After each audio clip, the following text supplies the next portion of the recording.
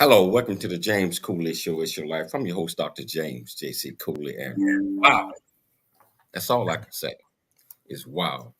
We got this guest on the show today is doing some remarkable things. Actually, we got two guests that are doing remarkable things, especially working and coaching young adults, high school, through leadership, through example, through mentorship, and through guidance.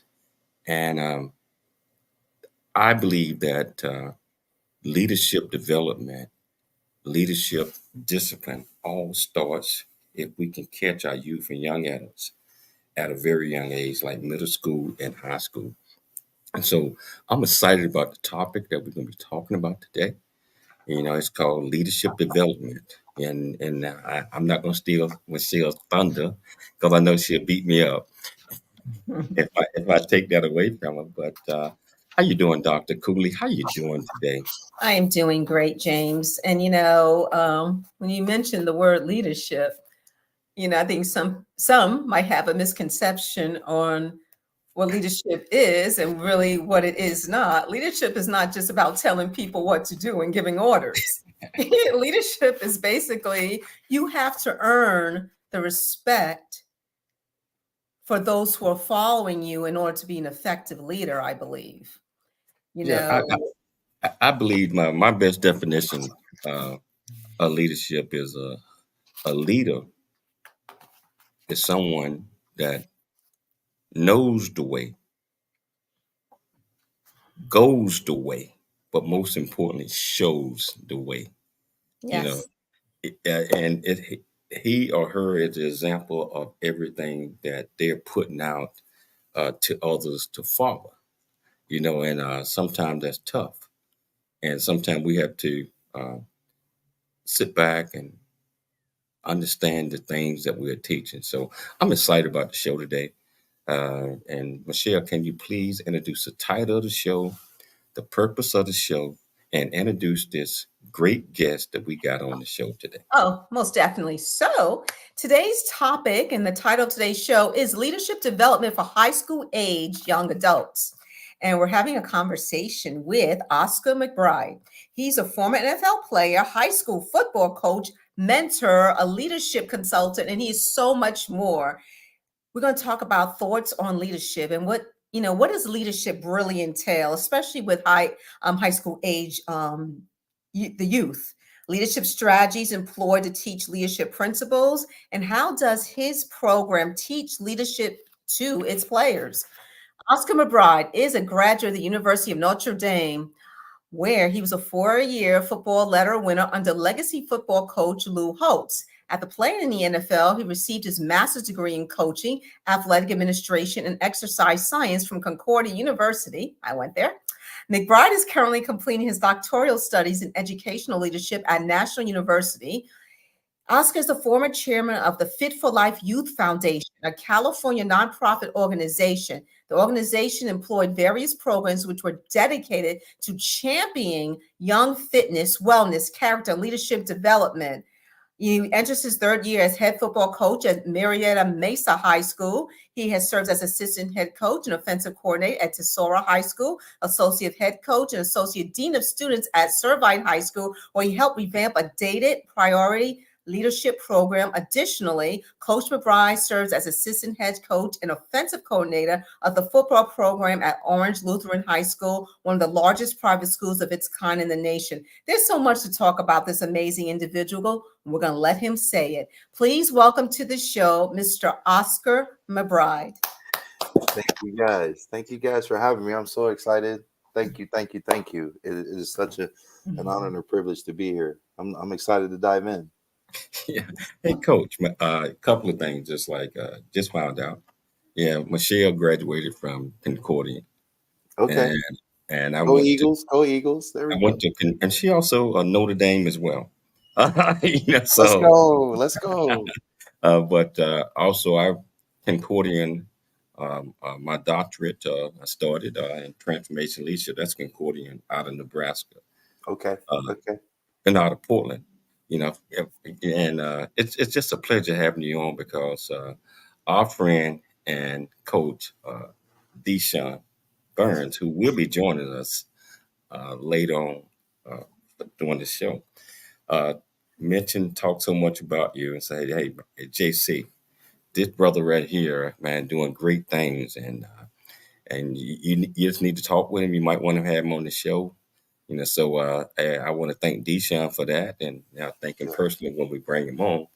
But can you tell our viewers and our listeners a little bit more about you, where you grew up, Sure. why you're so passionate about what you're doing, and why it's important that we catch our young adults and teach them leadership style and show them what a leader is all about.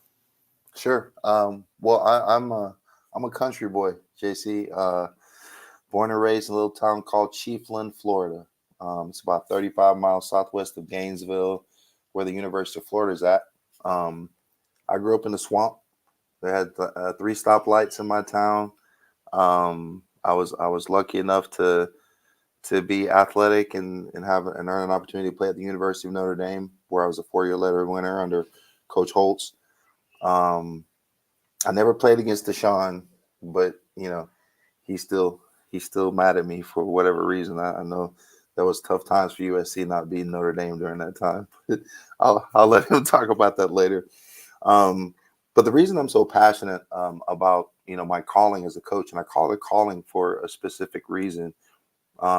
Everybody can't do what we do, how we do it. If you're a coach, you're competitive. Of course you want to win, but winning is not the most important thing. I want to invest in young people. I want to see them become their best version of themselves, whatever that is. If it's continuing your education and playing football in college, if it's trade school, if it's serving in the military, if it's going directly into the workforce after high school, whatever that is, kids in my program are going to have a plan of what that looks like. And I got that from my high school coach, Scott Pritchett. So when I was 15, you'll appreciate this story, JC. So like I said, I'm from Florida, and it was hot, man. It was an August day. We're finishing our second practice in 2 days, and I played tight end. So we were with the linemen, and at the end of practice every day, the linemen and the tight ends had to drive the 7-man sled down 100 yards and then back 100 yards.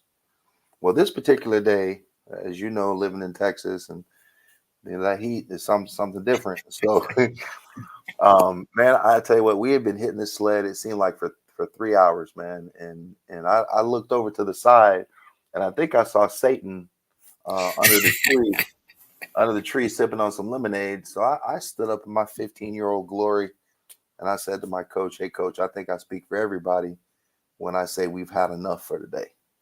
Now, my buddies, they didn't move. They were still in front of the bag and the sled. They didn't say a word. They were frozen. And Coach Pritchett looked at me and he said, "Well, Mac, you have 2 choices. You can get out and finish, you can get off my field." Well, I'm not a quitter, right? So I finished the drill. I go into the locker room, and we had our varsity was in a little cage, like separate from the lower levels. I come in the cage, man. I take my helmet off. I throw my helmet down. I'm taking my shoes off. I'm throwing my shoes. I'm really upset. And then Coach Pritchett comes in. He says, "Hey, Mac, I need to talk to you in my office." I looked at him. I'm taking my shoulder pads off. I'm like, "Okay, I got something I want to say too, Coach." So I come in this man's office, and he said, "Look,"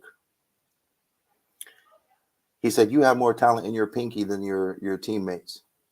And he actually went on to name the schools that would later recruit me. He said, "You can play at Michigan. You can play at Notre Dame. You can play at USC. You can play at Georgia. You can play at Florida, Florida State, Nebraska. You can play at all those places. But until you change your mindset, you're going to continue getting what you're getting. And what you're getting right now is out of my office. You're off the team." Wow. Whoa. I was blown away, man. I was blown away. First thing that popped in my mind was, what am I going to tell mama? What am I going to say to my mom, right? Because, back in those days, the coaches were an extension of the parents. And if you give Coach a hard time. Coach is going to call mom, and by the time you get home, mom's going to have a special present waiting for you when you get home. So I went home. Man, I dreaded. That was a long walk, man. That was a long walk. I never told my mom to many years later. So the next day, I came in to Coach Pritchett, and sheepishly knocked on the door. I'm like, "Hey, Coach, can I talk to you?" He's like, "Yeah, Mac, come on in." I said, "Hey, Coach, I apologize, man. I was hot. I was tired.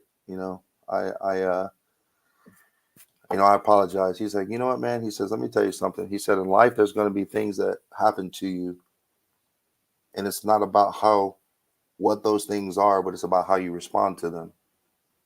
He says, "Don't ever put me on the spot in front of the team. Don't ever disrespect this game that has given so much." And he said, "I'm serious. You can play at all these places, but you got to change your mindset." And he made me type a letter of apology. Back then, there were no word processors and laptops. So I know you remember the correction tape, JC. Using the correction tape to try to type my letter. I sat out the first half of the game that Friday. And since then, my whole thought process is, how can I make that type of impact on the life of a young person? Because without Coach Pritchett from 1988, it was 1988, I was a sophomore, I wouldn't be here. I wouldn't have gone to Notre Dame. I wouldn't have played the pros. He changed the trajectory of my life in one conversation. So that's kind of, where I get it from. And, for me, the reason that we do that here at Mesa, you've been around athletics. Coach Burns will probably echo this when he comes in. Coach-led programs are usually pretty good, right? They're disciplined. They play hard. They play fast. They play physical. But player-led programs are the programs that are elite. When players can self-correct, when players have enough trust, love, and commitment to each other, that they don't look at being held accountable as something that's being done to them, but rather something that's being done for them. So that's my elevator speech, man. Hold that thought, because we got to take a station break, and we're going to come back. I tell you, regardless of where you're watching this at, whether you're watching on the E360 television, Transfer, YouTube, or over 55 live streaming platforms, if you want to be part of the conversation, all you have to do is go to the platform that you're watching us on. Ask any questions that you might have. I promise you we'll get you an answer. Yes, your life. We'll be back with more of Coach OB shortly after the break.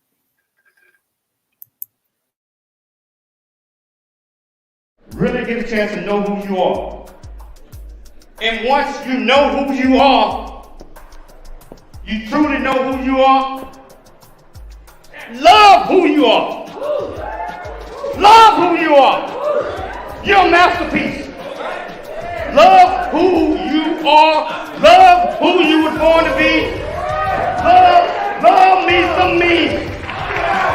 That's what I'm talking about. When you leave high school, you gotta know today or tomorrow, or hopefully today, what your plans are. Hopefully, there is no bad decision unless there is no plan. Create, collaborate, commit with confidence. Commit with what?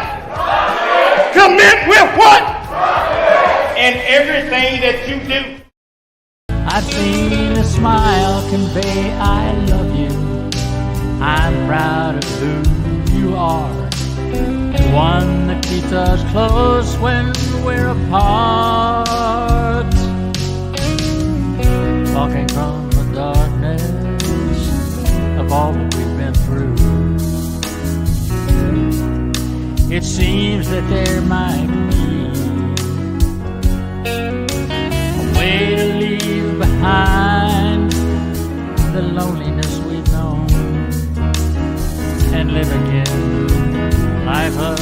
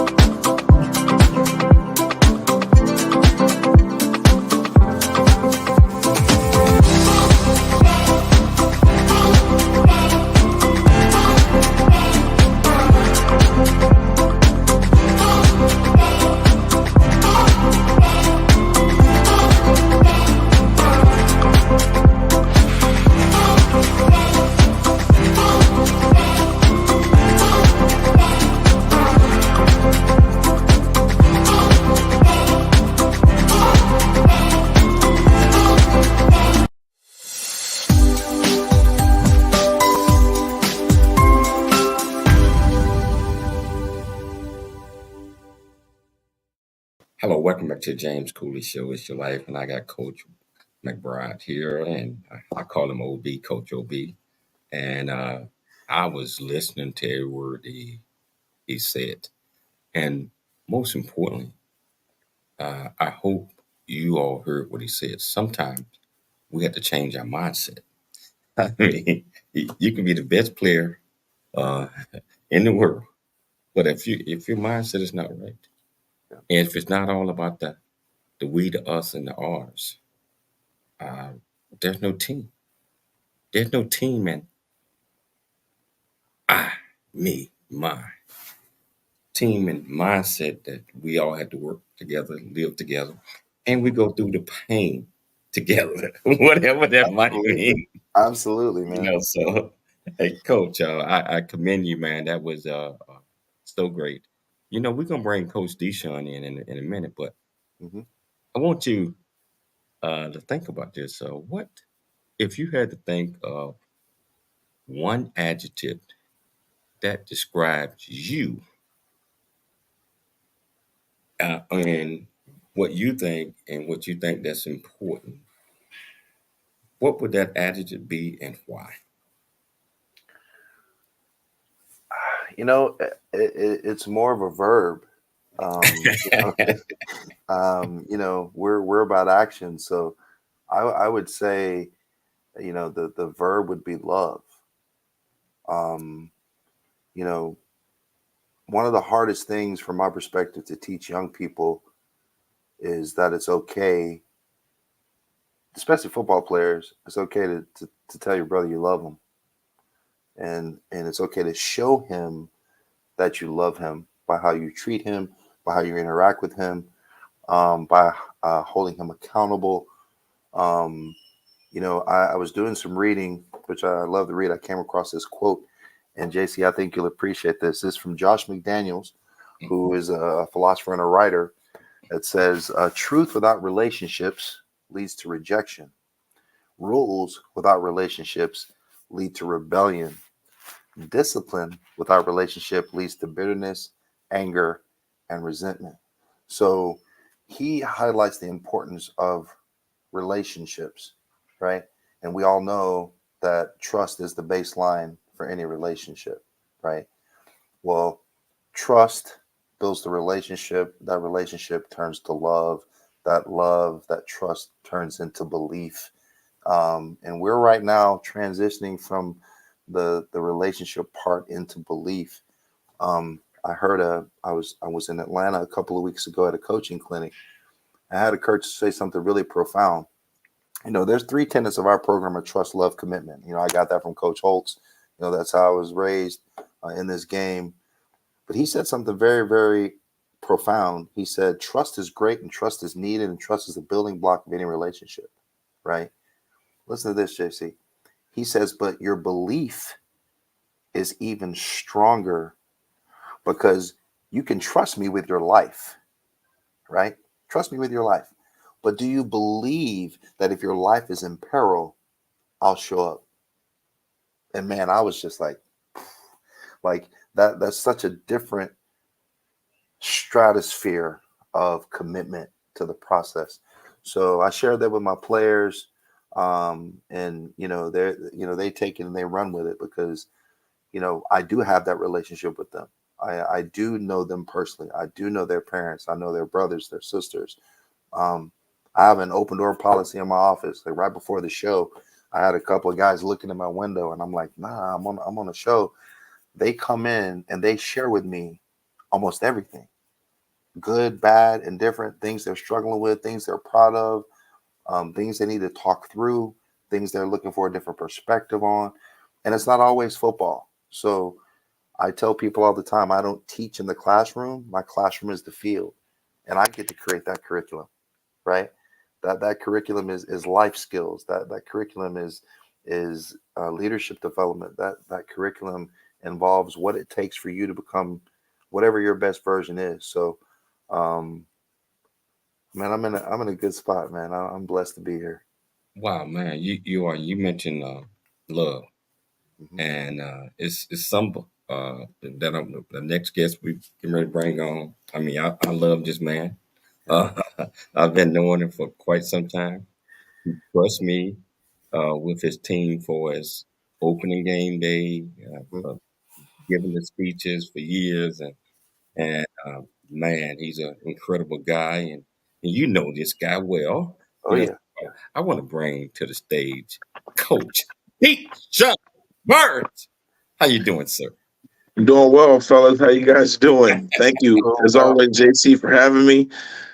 Oscar, how you doing, my I'm good, friend? sir. Sir, I'm good, I, sir. How are you? I heard what you said about the guys in South Bend and Western LA, and um, right, I'm here. I'm here for JC and you to support you. I Um, appreciate that. I appreciate that. there's no salt here. It's all pepper, baby. No salt, no salt, no salt. But y'all might cheat though. But hey, JC, how you doing? Oh, whoa, whoa.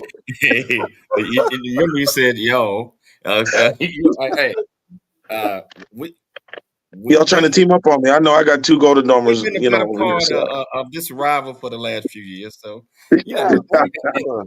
Come on, man. It's about family. You know that. yeah, no doubt, hey, no doubt, I'm no I'm doubt. so happy to have both of you guys on at the same time because I want to talk about this leadership. I want to talk about leadership development, and I want to get both of you guys perspective on leadership development.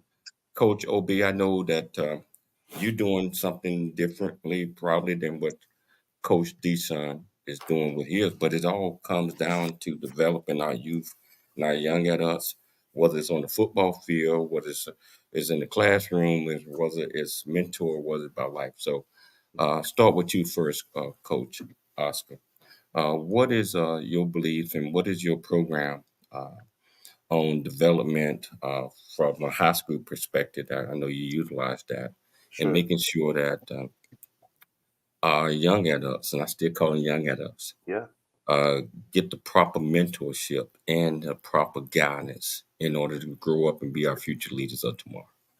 Yeah. That's a great question, JC. I appreciate it. And I gotta say this about Coach Burns. Um, when I got here to the Valley, there was one man who reached out to me. There was one man who called me, who said, "Hey, welcome to the Valley. Congratulations on the job. If there's anything you need, I'm here." And he has not faltered, not one time. Not one time has this man not been there for me, and it has not been all sunshine and rainbows. He's talked me down off the ledge a few times. Um, Nothing but mad respect and love for this man. Um, but getting back to your question about leadership development for young people, first and foremost, we have to understand, what leadership looks like for them, right? In the coaching world, and Deshaun will probably echo the same sentiment. We have a tendency to ask for leaders, right? We ask for them. Where are my leaders? I need some guys to step up.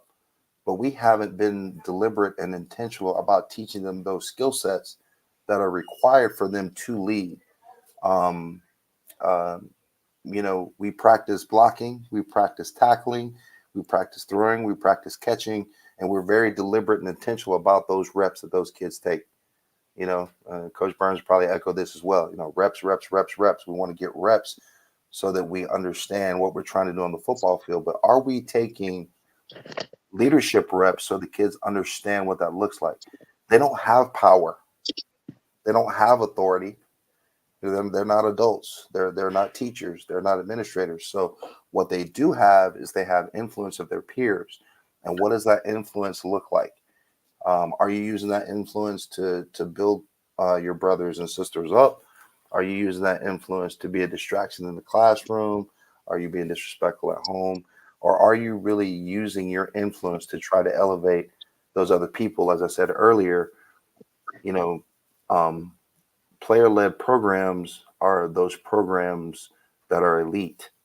And when you talk about elite, you have to talk about Linfield Christian and what Coach Burns has built. And I'm trying to get to that level, following in his footsteps. Um, we take time out. We have an 11-man leadership council that I call the Elite 11. We have our schedules are kind of different It's not like when the three of us were in school, they have breaks now, they have lunch, they have late start days, they have early release days, so it's a little bit different. So what I decided was, okay, we're gonna take advantage of that late start day. School doesn't start till 9:30. So I get them in at 8:30. I get them for 45 minutes. Usually we'll have a book that we're using. My first year we used The Coffee Bean, which is a great book. It's a short book. Keep in mind you got high school guys, so you don't want to give them, a 400-page novel to read. So we gave them like a 75-page book. And if you've never read the book, kind of the Cliff Notes version of this thing is there's three things you compare. You compare a carrot, you compare an egg, and you compare a coffee bean. And the question is, what happens to a carrot when you put it in water? Well, it gets soft, right? You put an egg in hot water, the egg gets hard. You put the coffee bean in water, it doesn't immediately make coffee, but over time, it makes coffee. So for the purposes of illustration, the author is saying you can be like the carrot because the hot water is your surroundings, right? The hot water is your surroundings. You can either become a carrot, become soft and atrophy. You can become an egg where you get hardened and nothing matters and you don't care. Or you can become the coffee bean and over time, you be the change in the culture and the surroundings that you're in instead of allowing it to change you.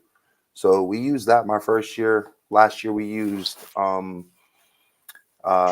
James C. Hunter's The Servant, because we went further into servant leadership and what that looked like. And this year we're going to use Stick Together by the same author of The Coffee Bean, which his name escapes me right now. But we'll use that one this year. So it's a process. It's a 10-week program. They'll come in for 10 Wednesdays with the exception of spring break. And we do everything from discuss the chapters in the book. I have specific scenarios that I've created. We'll break into small groups. We'll discuss those things. We'll role play things. I want to give them as much time as I can give them to completely immerse them in the leadership process as I'm giving them on the field to practice blocking and tackling and throwing and catching. Hey, Coach Obi, hold that thought because I want you to finish that thought when we get back from the break. And then I'm going to bring Coach Obi in and get his thoughts on leadership development as well. So Sure. whichever platform that you're watching this on, if you want to be part of the conversation, all you have to do is just go to the platform.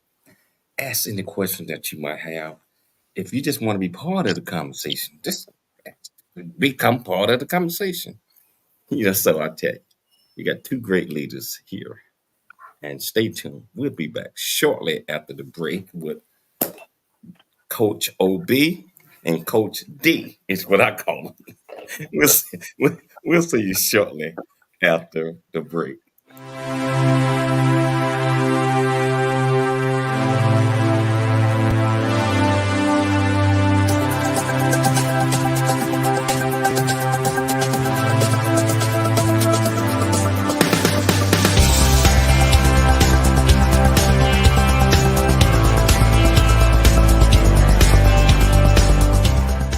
Hello, I'm Dr. James J.C. Cooley from the United States of America, and I am here to just say, first of all, I'm so happy and honored to be honored to be in the Coffee Book 2023, Unified Brain Z and the other organizations. Thank you so much for giving me an opportunity to be a part of this collection.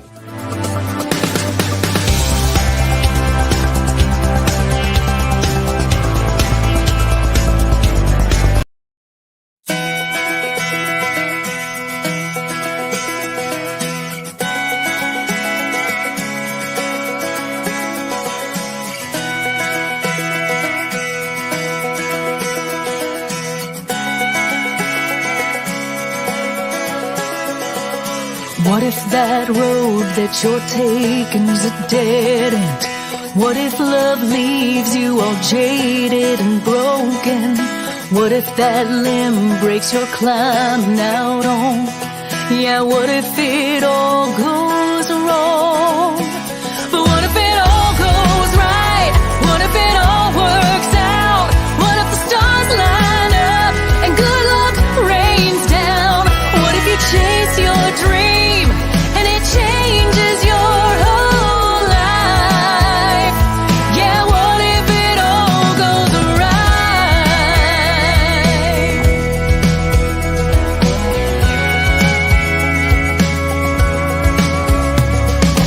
What if that road is a beautiful soul drive?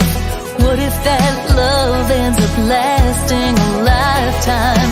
What if that limb holds you oak tree strong? What if this time nothing goes wrong? What if it all goes right? What if it all works out? What if the stars line up and good luck rains down? What if you chase your dream and it changes your whole life? Yeah, what if it all goes right? What if you jump on a trampoline and touch the sky? Noah Dingley here, producer of The James Cooley Show, It's Your Life. And the new audio version of James' book, Country Boy, City Boy, A Journey That Ain't Over Yet, is a must-have. James shares his true life story of struggle and success in America. It's both a cautionary tale and a roadmap to achieving the American dream. Get the new audio version of Country Boy, City Boy, A Journey That Ain't Over Yet by James Cooley on Amazon.com or wherever audiobooks are sold.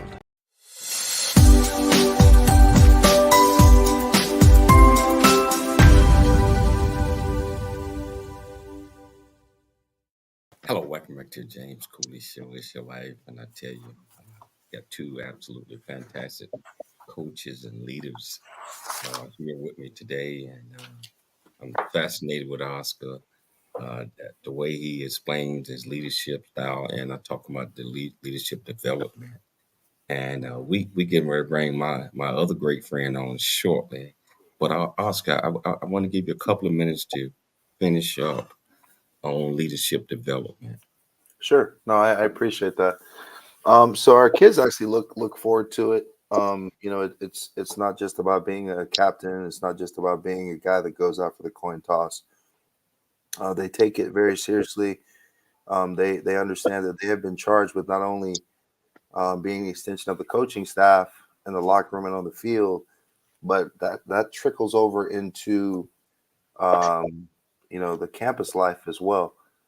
How guys are behaving in class, how they're interacting with other students, how they're interacting with their teachers and admin and their counselors and those types of people. So it's really an entire growth process for us. JC, I'd be remiss if I didn't mention, as much as leadership is important, followership is important as well. And clearly defining what that looks like, what being a good follower looks like. If someone is leading you and they're addressing something that may not be quite right, or maybe you're not living up to our standard, then if they're saying something to you, let's not meet that with resistance. Let's not meet that with, let's not make that a confrontation. Receive that, listen to what they're saying, and then let's correct the action. So it's a full process for us, man. And the kids embrace it. Our coaches love it because it adds that added layer of accountability to the program. The parents obviously love it, because it empowers the kids. It gives them, some range for free thought. They have ideas. They want to talk to me about it. We discuss it as a group. I'll take it to the coaching staff. We'll talk about it as a coaching staff, and if it makes sense, if it's something that we can execute, we'll implement that. So it's a collaborative effort, man. For our program and for the kids that in our school community. It's not what I want. It's about what's best for us as a whole. Team. So that's kind of how we work it out. And you mentioned something that's so important. I believe in order to, a lot of people were, he was a born leader. I don't think anybody born leader. I don't care what they say. In order to be a leader, in my mind, in my thoughts, is you have to be a great follower, just like you said, Mhm. and you have to be able to pick up some of the good qualities from the from whoever you're following, and also pull some of the bad qualities over, because you don't want to find yourself leading like that. With Right. that being said, I want to bring on Coach D. Sean Burns. How you doing, sir? I'm doing well, good sir. Doing well, doing well. This is an awesome platform. Great stuff from Coach McBride. He's a good man. Good man. Finally glad it all connected. Yes, sir. Yes, sir. Hey, Deshaun, you got a great resume platform. You played for USC. We ain't blame you for that. But you also coach. You coach in the NFL for like 5 to 6 different teams on college and NFL, and plus the challenge I think was a challenge because I watched it. Your sons and your daughter as well. You coached them, and they was great. And it was a challenge. Uh, watching that, knowing that they had to go out on the football field because I was there many times, and they had to go out there. It was no such thing as not giving 110%. That's I'm right. talking about, most people give 100. Now you demanded 150% from them. It's Yes. Lorenzo. If you're watching Lorenzo, Coach, Yeah. why don't you tell our viewers and our listeners a little bit about your leadership style and how you develop our youth and young adults from everything that you pulled in from coaching and from high school, college, and the pros. Um, sure. I look at it as a great leader is a better servant. And the guys that I had a chance to work under and work with from my early days at Beverly Hills High School to Ahmad to the college ranks, and most of my head coaches and guys in position of authority were excellent servants. And what was really like pounding in my head was through their actions, they want to make sure their goal was to make sure that we were the best assistants that could possibly be. So they want to equip us to make us be the best at our position, at our title, at our job. And in turn, what ended up happening was we didn't want to let them down. I know for me, I didn't want to let my coaches down, or my head coaches or my coordinators. I didn't want to let them down. So my job was to make them the best coordinator, the best head coach they could possibly be. So it required servanthood. It required sacrifices and not compromising. So I've taken those approaches and the life lessons there, and then try to apply them to our team, and told our boys and our guys on our team that everybody's a leader. Everybody is a leader. If you really truly think about it, everybody has the ability to lead, and they do lead. Now, there's good leaders and there are bad leaders, but everybody's a leader because everybody has a sub-clique or a sub-unit. So everybody's a part of something. A small part of something make a major part of everything, right? So you might have the football team and you have guys that are leaders. And then within that, you got guys that hang out together. So in those different groups, there's somebody leading there. So if this guy is negative and doesn't want to do something, and he's probably got a little connect to get these guys to bite off his fruit tree, and then another guy might go the other way. So what we emphasize here is that we all have the ability to lead, and on a daily basis, we're all leading. We're all leading. So we do a big brother, little brother deal. I've done that ever since we've been in college. When I was at UTEP, we had big brother, little brother situation. So let's say O and I are our brothers, and O's a big brother, and I'm a little brother. During the course of the day, let's say O likes to turn a microwave on in the middle of class and for jokes and giggles and make it go off, so the teacher has to stop, so she gets upset. She doesn't talk to the principal or the assistant principal, the dean of discipline. She comes and talks to coach. Well, coach don't like dealing with stuff outside of football. Coach likes to deal with plays and running and tackling and helping kids get to school. That's what coach likes to deal with.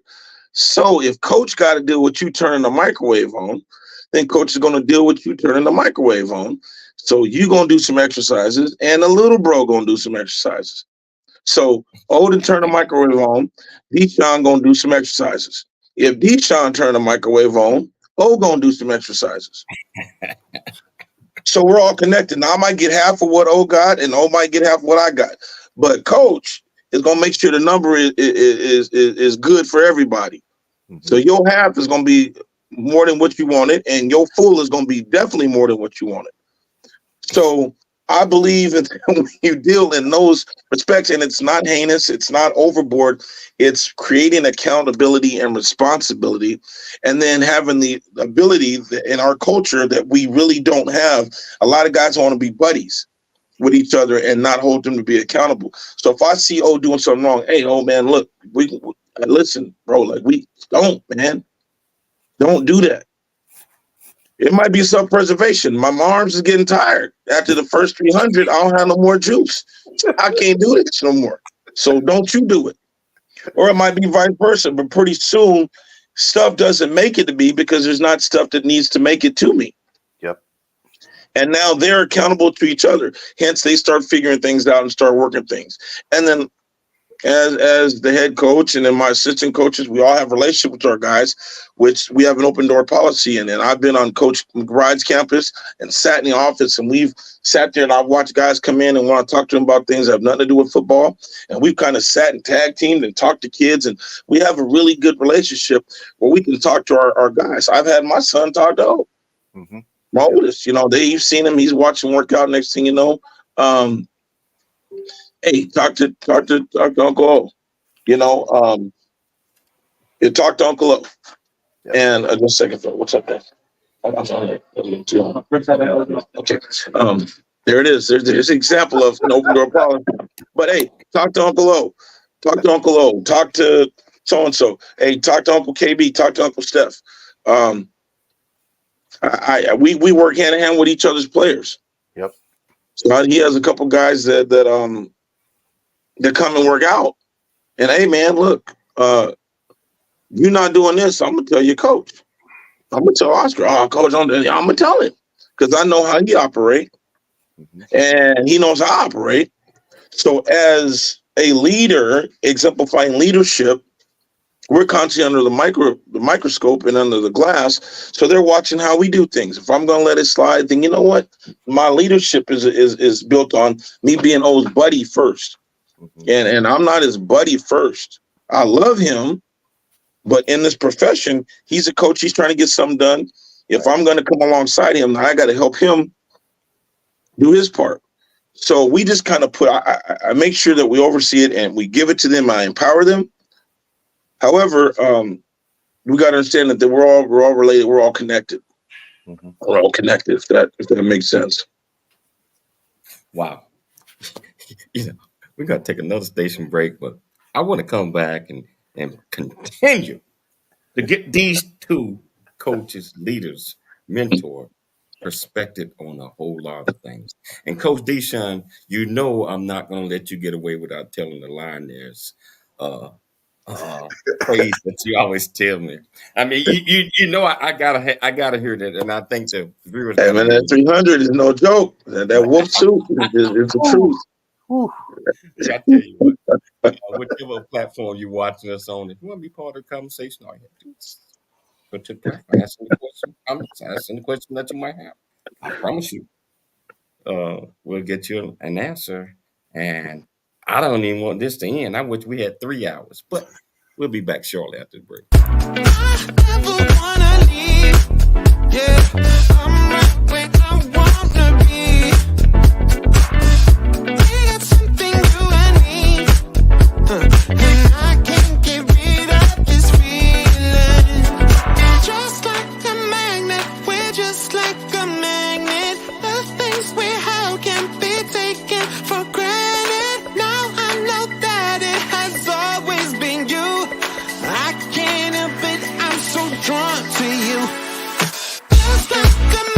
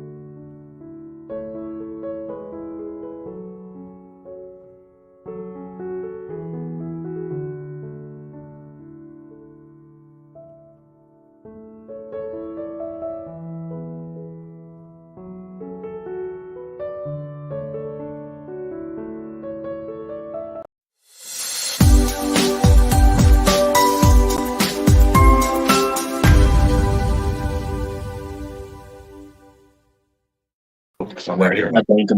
Yeah.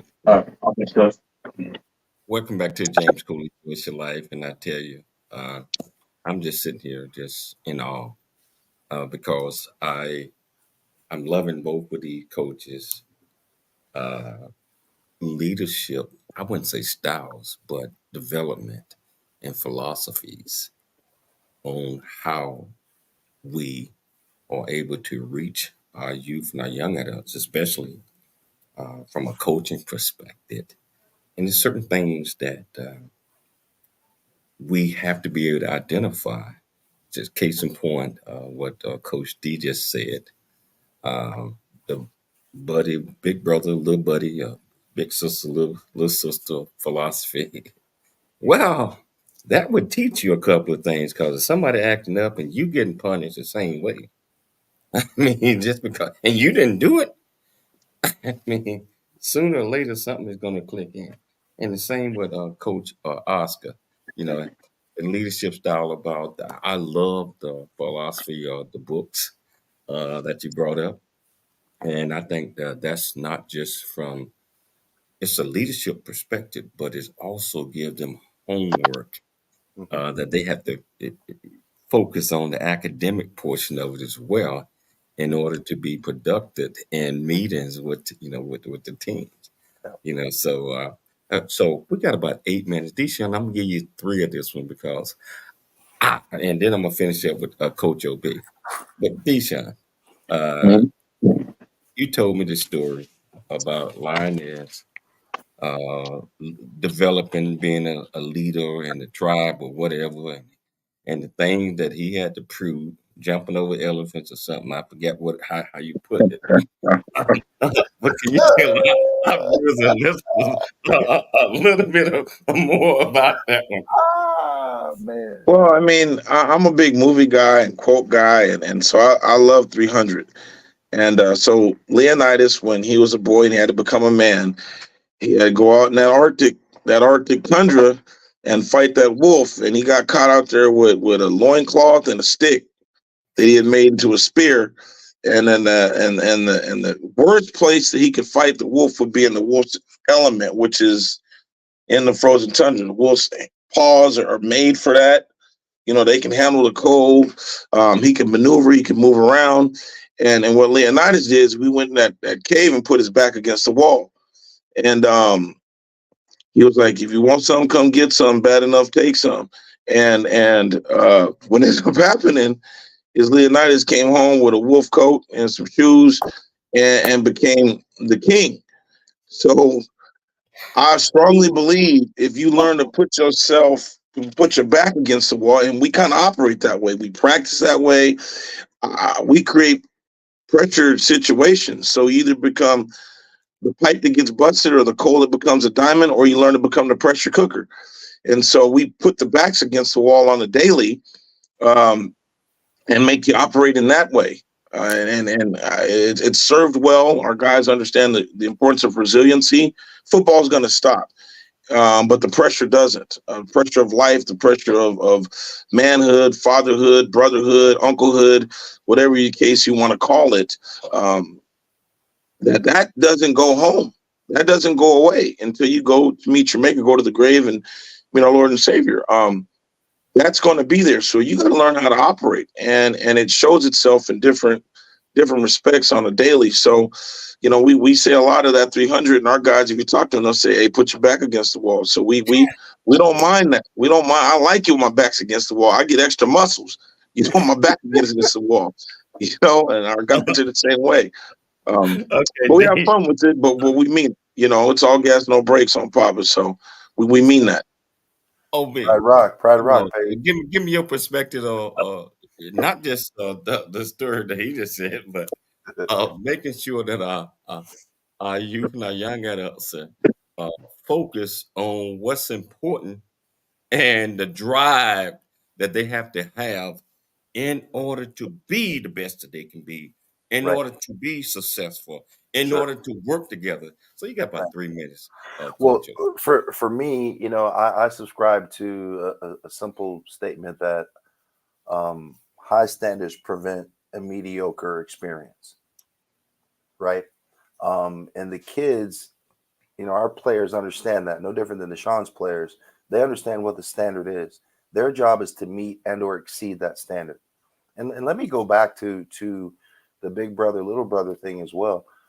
Neither one of us, Coach Burns nor myself, we don't run a punitive program, right? There's nothing about our program where we're punishing kids or, this is a part of their growth, right? So when we say to them, we're going to treat you like a young man, you have decisions to make, right? With each one of those decisions that you make, there's a specific outcome that comes with that decision you make. It could be favorable or it could be not so favorable, depending on what the situation is. But you choose that. So you're choosing to do those 300s because you knew from jump that Coach Mack and Coach Burns don't get down that way. So you chose that. You chose that, right? Conversely, if you choose to go on the right path, there's a specific outcome that comes with that. Be it, time off, be it ice cream, Gatorade, whatever that looks like, you're choosing that, which that gives me another opportunity to teach them that, look, life isn't just about what happens to you. It's about what you choose to do with that time you have. So we ride that. I mean, I love that back against the wall. We're over here in little old Mesa, trying to get to the heights of Linfield, over there at Pride Rock. But our kids literally understand Coach Mack is only going to say this once. I'm going to communicate it to you. I'm going to be succinct in my communication. I'm going to be deliberate and intentional with what I say to you. And if you're not paying attention or you're not doing what's expected, then you've chosen to not pay attention. You've chosen to not execute at the highest level, which is what our standard is about. So you get what comes with that. So when I say it is an all hands on deck collaborative platform, everybody has to do their part. Coaches, players, parents, everybody. And our first couple of years have been good. I'm excited for what's down the road. As long as I've got Coach Burns on my six, I know that I've got somebody that loves me and respects me and will help me get to where I need to be. So we're in a good spot, man. Well, That's back. both of you guys are in a great spot, and I feel honored to have both of you guys on my show at the same time. I would love to do this again if you guys have time. Because I think this is great. This is more than an hour interview or discussion, Sure. because there's so much that can be learned from, I think, all of us. Mhm. And we all are very passionate about our youth and our young adults, and making sure that we help them build the biggest platform that they can so they can continue to build and build and build as they grow and get experience. I want to thank both of you all for taking the time to come on the show. This has been absolutely extraordinary. And I got to thank Dr. Michelle Cooley for putting together another extraordinary show. Most importantly, I'd like to thank my viewers and our listeners for tuning in to the James Cooley Show. It's Your Life, Monday through Friday, 12 p.m. Pacific Standard Time. Always, always dream big, think big, and be big at everything that you do. We'll be back tomorrow, same time, same place. It's your life.